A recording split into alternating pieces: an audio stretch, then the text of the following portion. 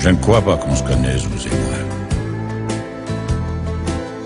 Mais je suis à peu près certain qu'on a bien dû se rencontrer quelque part. Sur la route. Vous, au volant de votre voiture, et moi, dans la cabine de mon semi-remorque. Oui, je suis routier. J'aime l'aventure et j'ai roulé ma bosse aux quatre coins du monde.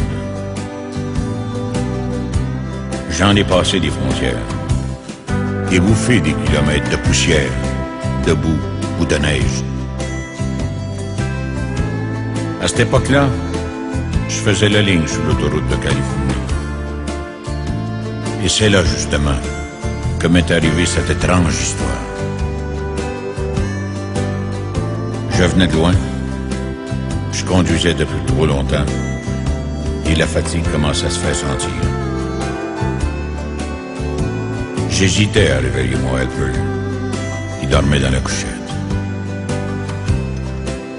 Pour me tenir compagnie, j'avais branché mon CB, comme on dit par chez nous.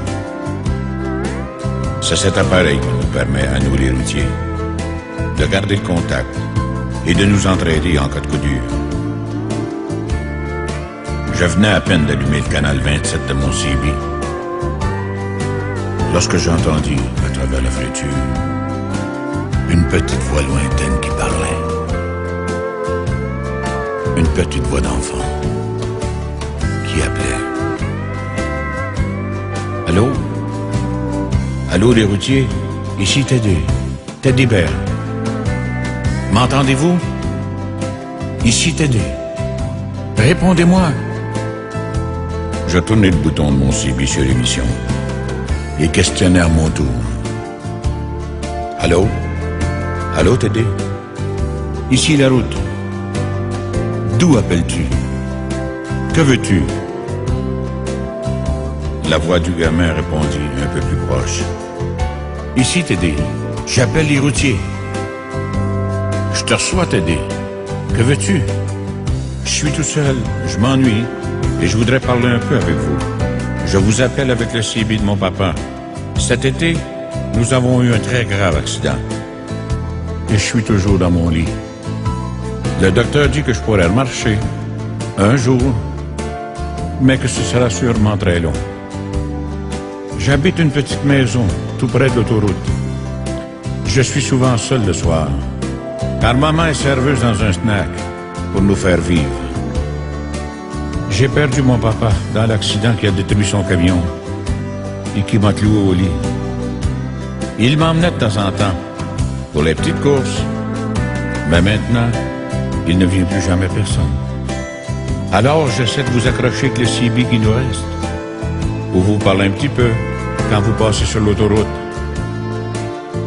Je ne suis pas une fillette, mais il me semble soudain que mes yeux se brouillaient, que j'y voyais moins bien. À la première sortie venue, j'ai arrêté le moteur et j'ai sorti ma carte. Dis-moi, Teddy, où habites-tu exactement? Le petit me situait à sa maison. J'avais de l'avance sur l'horaire. J'ai remis en marche et j'ai sorti de l'autoroute. Bien que j'ai foncé pour arriver chez lui, je n'étais pourtant pas le premier. Bon sang, 6 énormes vannes m'y attendaient. 6 copains qui avaient entendu notre conversation et m'avaient devancé. D'autres arrivaient encore. On est tous entrés. On a sorti Teddy de son petit lit et ce fut vraiment la fête.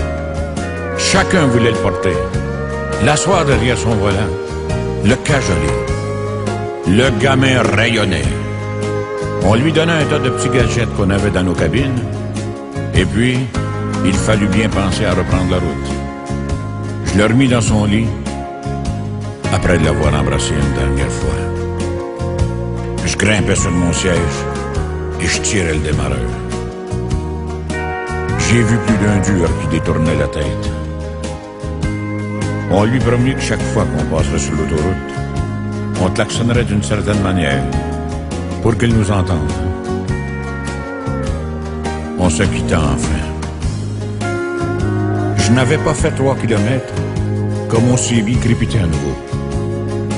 Mais c'était une autre voix. une voix émue de femme. Et elle disait: Allô, les routiers? Ici la maman de Teddy. Merci les gars. Vous êtes de braves types. Bonne route et que Dieu vous protège. Je n'ai pas pu répondre un seul mot. J'ai coupé mon CB et alors seulement, j'ai chialé. Oui, chialé comme un vrai monde.